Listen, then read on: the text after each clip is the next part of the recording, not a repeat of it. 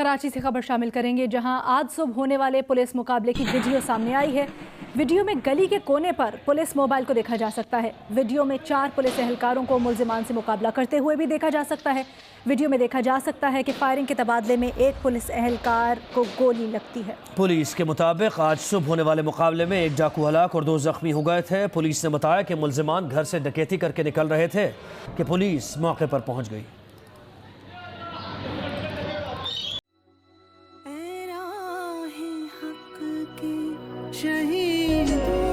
वफा की तस्वीरों तुम्हें वतन की हवाएं सलाम कहती है, तेरा ही हक के शहीदों।